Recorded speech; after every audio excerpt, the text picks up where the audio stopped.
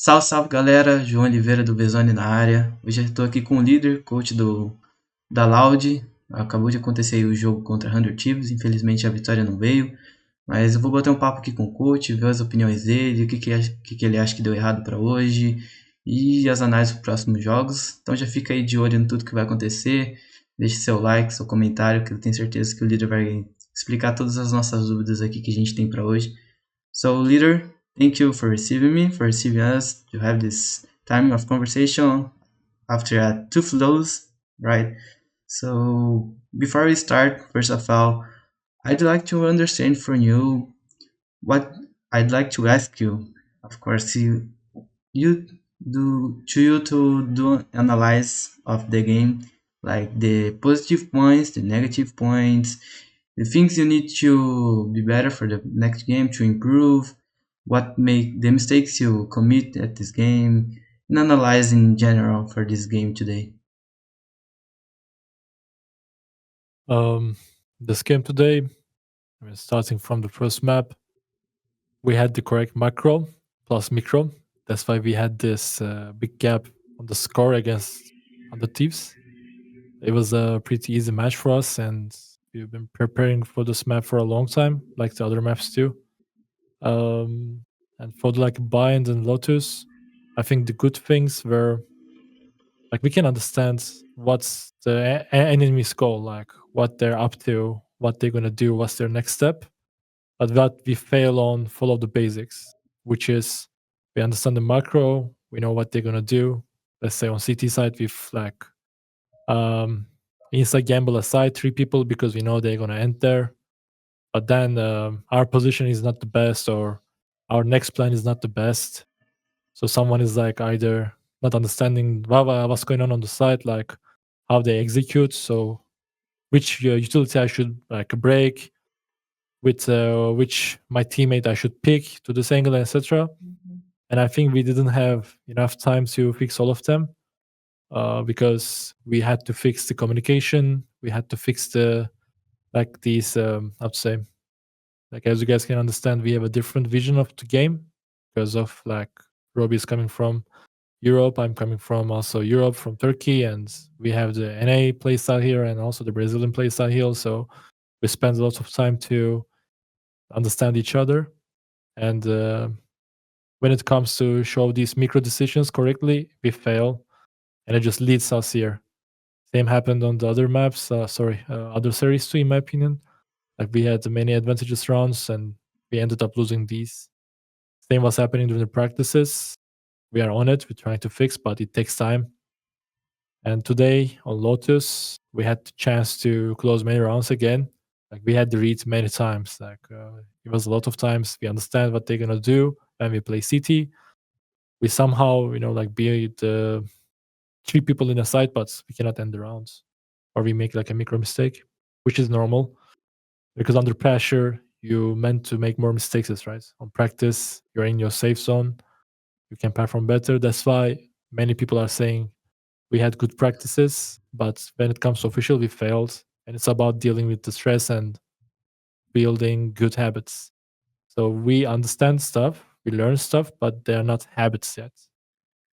Okay, got you. And as you said, you came from MMA as the same as Rob K. And in your opinion, is the most difficult to introduce your game plan, your ideas at the team, the after these first games at the VCT Americas? Is this the main difficult for you to win the games because to introduce a new idea from other region as AMA? So this stuff is the most impact thing to not achieve the victories in the last match and today. I think the difficulty is like the teams here are not trying to adapt to the enemy, like to the opponent. That's what I noticed.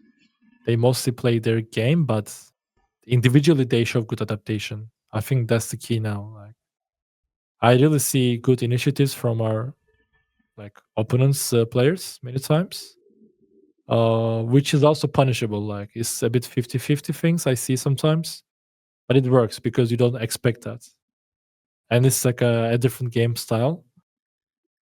On the Emea, I was in game changes. Of course, in game changes, like it's a bit more organized play style for me, at least. I was in challenges before, and in my region in Turkey, also we see a lot of these, like individual talents, which you go crazy, in the match. As in the individual talents, you kill like 4 people instantly, and you just win the round.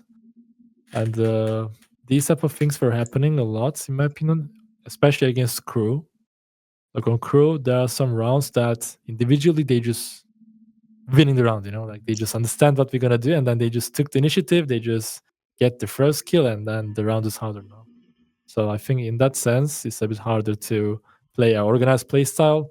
Sometimes you need to be a bit run it down, a bit more heavier defaults, like a bit more stronger with strong utilities. And sometimes we do it, sometimes we don't. For example, on Sunset, we did it pretty well.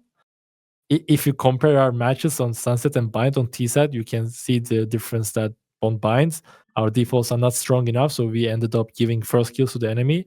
But on Sunset, it's opposite. On Sunset, we are more ready because we know how to default exactly in the micro and the macro stuff, so we're just getting more easy kills. Yeah, there are a lot of big talents here individually, but as you said, you played pretty well on Sunset, at least in the first half at the T side. But at the other four games, all the teams you played against have banned Sunset.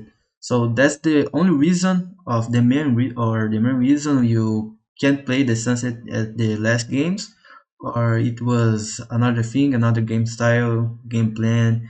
What is the reason for the Sunset don't appears at the last 4 games? There are actually many reasons. I cannot explain all of them, but I can Okay. just some overview about it. Like when you make a new team and you're be a new team, you don't know which map is your strongest map. You can think about your practice results. You can get data, but at the end of the day, when you perform an official, that's gonna show you, oh yeah, this is a strong map for you. And I think we got a bit unlucky on that side about Heaven because like against the Vitan we pick Ascent, the 2 series we pick Heaven, and we were considering Heaven like as one of our strongest map, and it was not. So that's Okay. why also they like banned Sunsets. Of course, this is the part of the bump pick. This is a reason for it. But at the end of the day, we had multiple strong maps. So that's why you don't know which one can be better. So you need to try. Of course, we could have done better. Maybe like maybe you can say, yeah, the crew is very good on Heaven. Let's pay respect and then go for another map. But also, there's a reality. You pick Heaven against them and you can win. Then you have a more strong map pool against your opponent on the next series because you're gonna show a strong Heaven against a strong opponent, for example. Like there are more strategies behind it, at least from my side. But as I said, if you don't know your strongest map, it's very hard to run these bump picks correctly. Yeah, but you find a really good one today at the Sunset. And unfortunately, the series don't come too loud, but at least the Sunset was pretty good.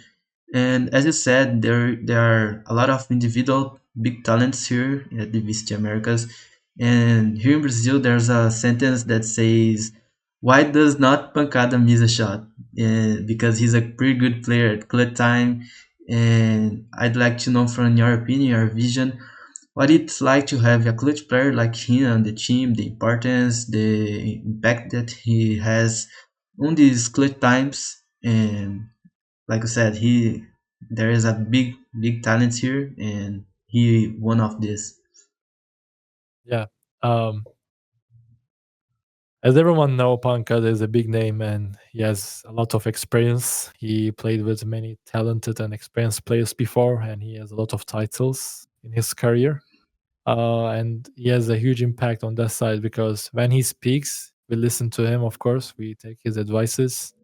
And also, he's very, very cold blooded, I can say. That's why he's a good clutch player, in my opinion. I remember his clutch against Leviathan on Icebox 3v1.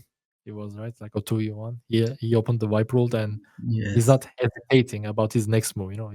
He's sure about what he's gonna do in this type of positions because he follows the game inside. Like he follows the utilities or like understands the enemy pretty well individually.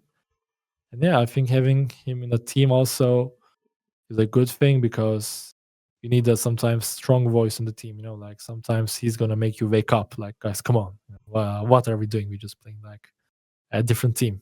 So when you hear that, you just like collect yourself, and now you're gonna get better. You better get better. Yeah, it seems like he knows exactly what to do at this clear time, these difficult times at the round. Unfortunately, today he can do this at the last round at the overtime.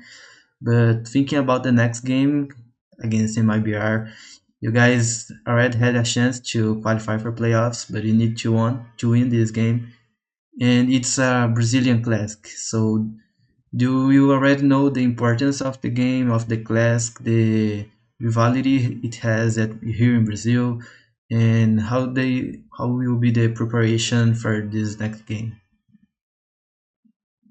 It's not gonna be something very big special because it's another Brazilian team for me at least. I mean, of course, it's an important match.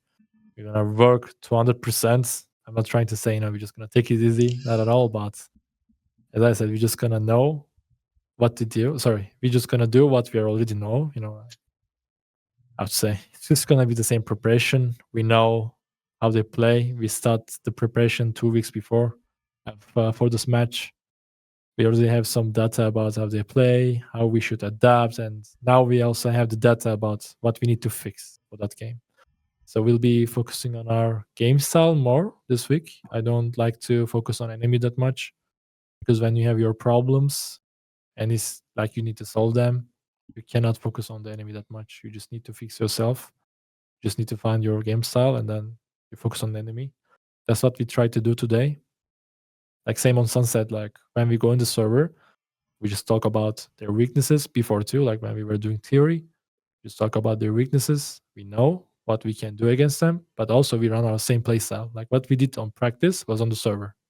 Exactly the same. So I just want us to do the same because that's what we are failing on sometimes. Like we know the objectives, we know what we need to do, but sometimes the game is going somewhere different. And when it happens, we are getting lost on the map and then it's getting a snowball effect. So we're just trying to fix it ASAP. Okay, I got you. And just to finish it, so I'd like to know from you if you are enjoying the organization. It's a different culture from Brazil, and I'd like to know from you also the things you've enjoyed most, like if you know some music, some food, some different things from our culture, and the thing you enjoy most. There's a Brazilian drink. I don't know the name exactly, but it's like Coleana or something like this. I don't know. It's It's like like what? Sorry. Coleana, something like this, like with G. I don't know. I Yeah, yeah. the name, but I enjoy that drink a lot. Like I drink it every day, and I'm asking my manager to please, can we get more from this? Corona? Yeah, yeah. Oh, okay, okay. I know this. It's insane. Like I am drinking 1 or 2 liters every day. Not to buy it, man. To That's not to get, pretty nice to know. yeah. Other than that, I already like Brazilian music, like this funk series. Like it's more hype, and I Yeah. really like it. I enjoy it a lot. Um, Other than that, about the organization, I think fans are great. I know they want us to win, and sometimes they show, like some, yeah, we need to win this. Come on, guys, what are you doing, etc. But I think it's a good thing to keep us in shape. Like you sometimes you have the pressure to get better. I think it's a good thing. I don't like to be in comfort, and this team pushes me to work more, and I really like it. I also see the support, and there are a lot of people like watching Yeah. with patience, supporting no matter what, trying to reach us. I really like the environment instead of too loud too. Like I think our management is very good, especially our team manager. I really enjoy how we manage stuff. and how we are working as a team. Like, considering the fact that we are having hard times, the vibe is not that bad, you know. Like, we're not being how to say that?